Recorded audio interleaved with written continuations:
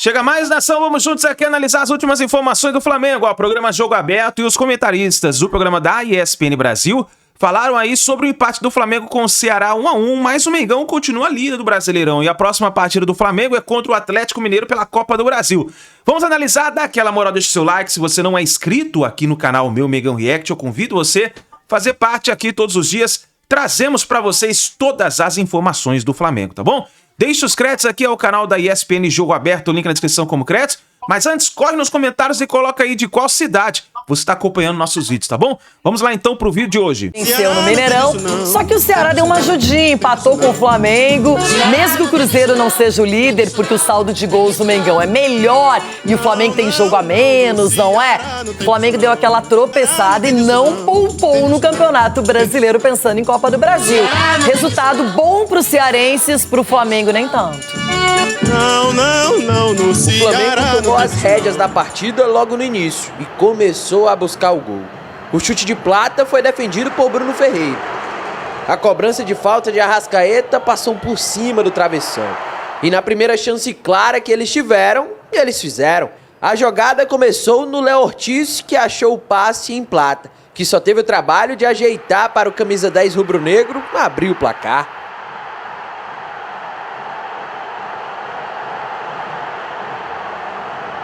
Pedro Henrique até tentou pelo lado alvinegro. Entrou na área, mas o goleiro Rossi defendeu a finalização.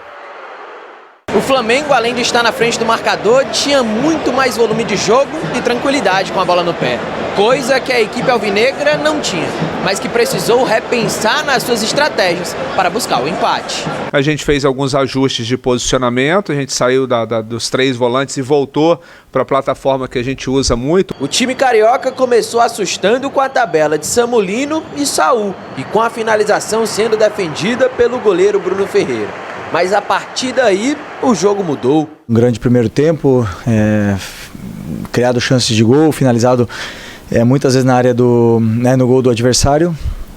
E no segundo tempo realmente tivemos uma queda muito grande. Achamos o nosso nível de concentração, de intensidade no segundo tempo. O adversário também aumentou a dele e aí tivemos essa nossa dificuldade em construir. Essa queda de rendimento favoreceu a mudança de estratégia do vovô. A bola aérea poderia ser um trunfo. Mugni, logo de início, carimbou o travessão com o cabeceio. A grande chance do time rubro-negro foi no chute de Plata, em que Bruno Ferreira espalmou. O camisa 10 do Ceará foi preciso na sua cobrança na medida do escanteio para Pedro Raul, que subiu mais alto que a marcação e deixou tudo igual.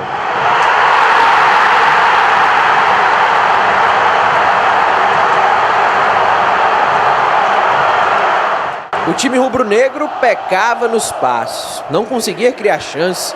E enquanto isso, o Ceará seguiu crescendo. Queria o desempate. A torcida foi junto, mas não aconteceu. Nós empatamos com o Flamengo, amigo. Líder da competição. Sentimento de decepção e não temos outro caminho senão trabalhar e continuar evoluindo. Um resultado inesperado para o Flamengo. E o Ceará, eu senti um alívio ali do Léo Condé, elogiando o time. Pô, é o líder do campeonato, não é? E agora você vê o Flamengo, que tem reforços chegando, que não estão plenamente entrosados. Ele está tentando encontrar uma nova formação, um novo jeito, com muita qualidade. Mas a qualidade tem que ser colocada em prática, Ronaldão. No mínimo, né? O que se espera, né?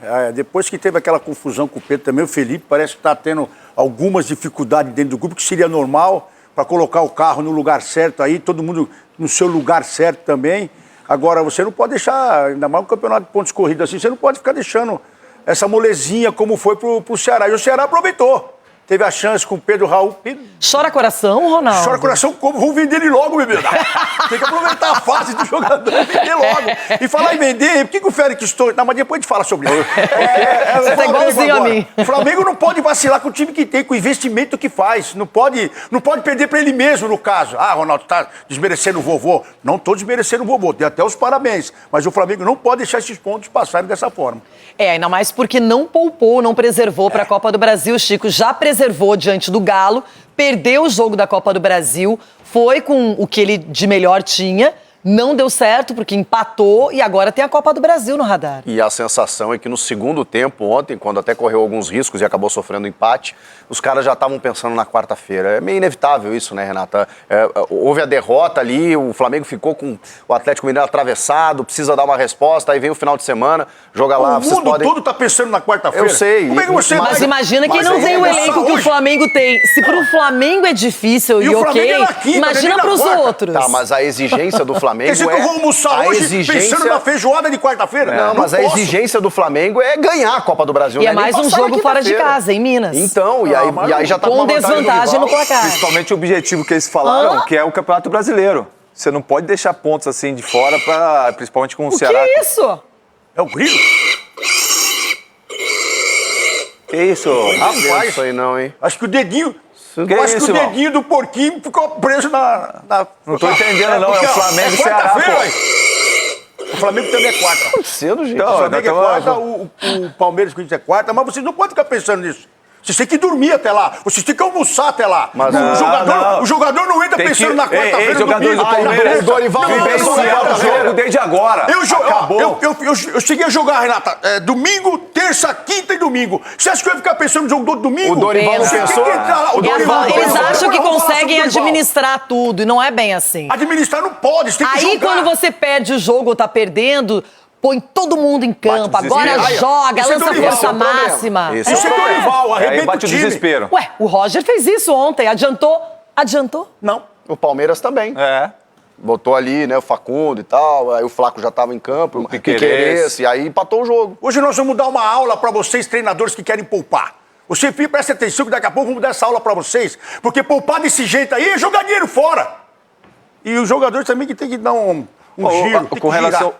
vamos falar do Palmeiras depois, né? Mas com relação ao Palmeiras, eles estiveram no Mundial. Vocês não jogaram nem Mundial. Vocês passearam, vocês querem fazer pré-temporada. Vocês só passearam. E ainda quer poupar jogador, nós avisamos aqui. Vocês querem vai lá poupar pra jogador. passear. Vai lá pra tirar foto da estátua da Liberdade e volta.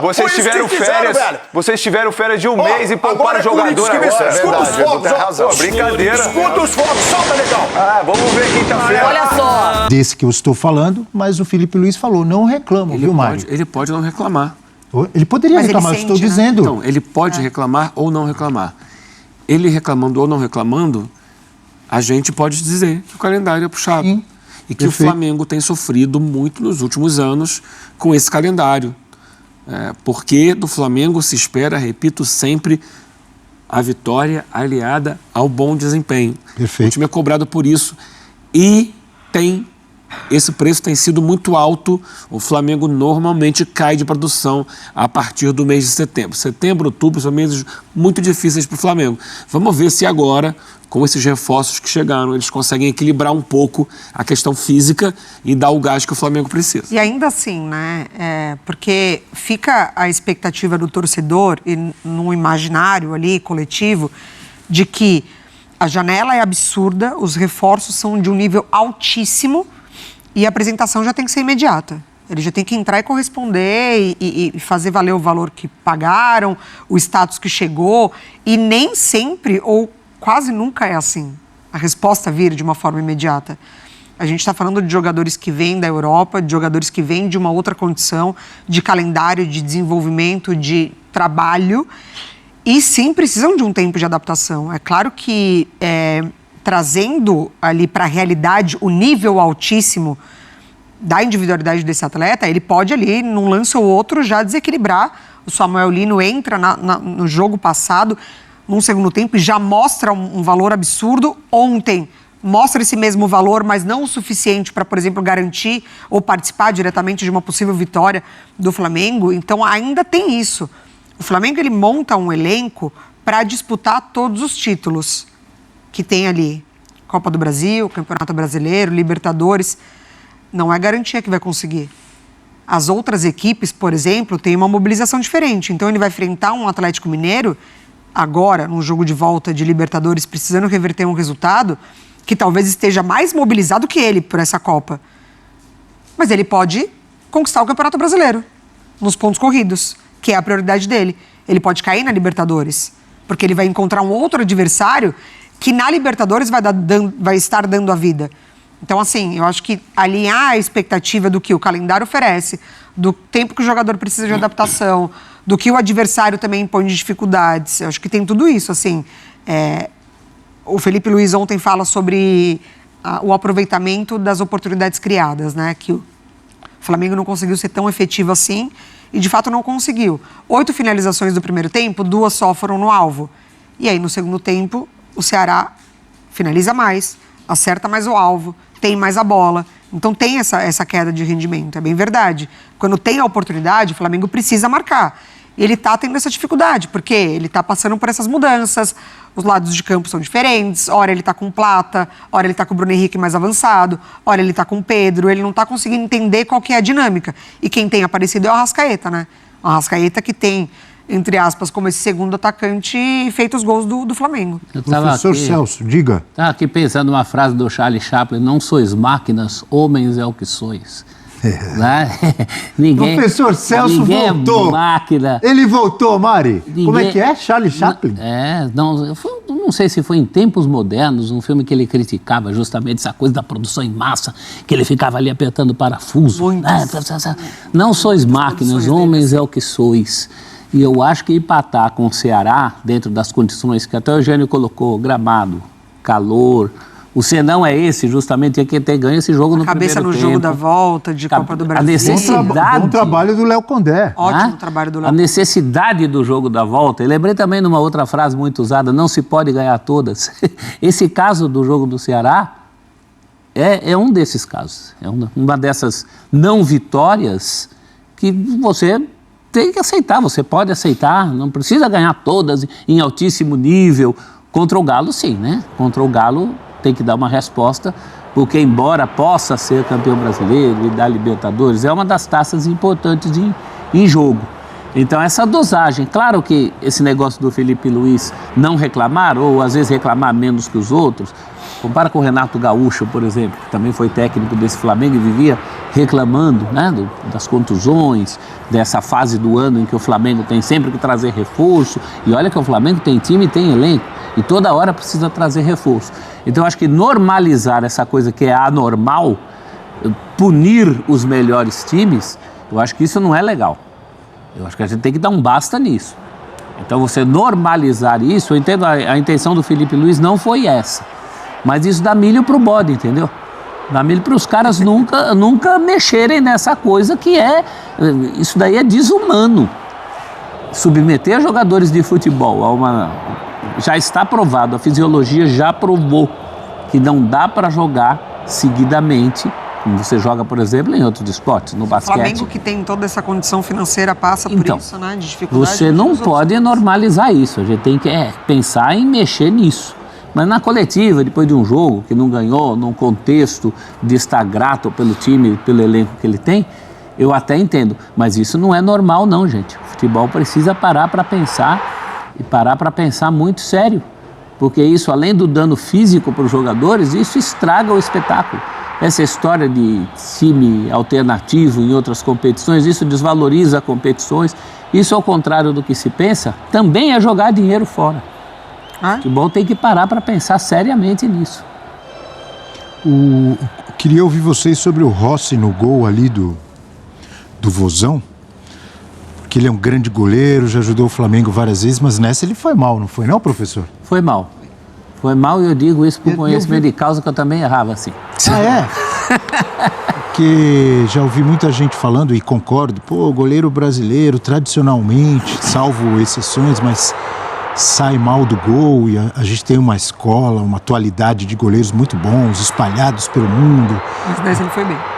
E, enfim, mas o Rossi não é brasileiro e também saiu mal nessa. Houve um tempo, você sabe... Não é só brasileiro não que sai mal do gol. Você sabe que o falecido técnico Oswaldo Brandão... Por dúvida, né? Foi e ficou no meio do caminho. Quando você perguntava pro Brandão a diferença do goleiro argentino e do brasileiro, o Brandão dizia que a diferença é que numa bola cruzada na área, o argentino gritava, deixa que é minha, e o brasileiro gritava, vai que é tua. Então, nesse caso aí, ele é argentino. Tá o Rossi aí, ó. O Rossi aí, e foi, não vai que é tua, né? Saiu mal sim. Mas eu acho que ele tem crédito, né? E é um crédito recente, hein? E é um crédito recente. Mas o Pedro Raul falou que tinha estudado o Rossi. Falou que tinha estudado. Aham. E que já tinha visto que ele faz que vai sair e volta no meio do caminho. Eu não tinha visto essa do Pedro Raul. O Raul falou que Mandou estudou. essa? Um estudioso. E... Você já sabia que o goleirão do Flamengo ia falhar? Não, é que falhar, que ele tem essa Em alguns coisa... momentos ele Então, gera dúvida. Ali. Essa bola... E aí eu acho que começa na batida do escanteio. Isso, exato. A batida já é uma bola que vai saindo. Ela é em curva. Então o goleiro acha que vai chegar, no meio do caminho ele percebe, não vou chegar. Que é o pior, né? Na minha visão, Sim, é o pior. ou você vai ou fica. Ou você fica para tentar defender, ou Sim. você sai e tira a bola. Agora, no meio do caminho... Eu sempre falo pro meu filho Daniel, que também é goleiro, se for para fazer fique. Então, ele acha que vai chegar, percebe que não vai, para. No que para, o Pedro Raul tá lá para conferir. Então é um gol pensado, um gol trabalhado. Estudado. Mérito do Ceará. Sim, Rossi falhou no gol de Pedro Raul. Manda outra aí. Aê, professor voltou. O professor voltou com tudo. A próxima, essa foi Depois fácil. das férias, mas importante a colocação do Eugênio. Claro que temos que valorizar o mérito do Pedro Raul, do Ceará, mas contou sim com a falha do Rossi. Sem uma dúvida. Sim. Né? Quer dizer que agora nós temos Mas é uma falha recorrente que ele identificou. atacantes que estudam goleiros também. O goleiro pensa que é só ele que estuda o canto que o cara chuta. Não, né? Pedro Raul muito é bom. Jogador inteligente. Professor, dentro das características dele. para a prova tem que estudar toda a matéria. Você estuda o aluno, que você já sabe, aquele ali eu sei que vai Todos. colar, aquele ali eu sei que vai... Todos. Aí, viu?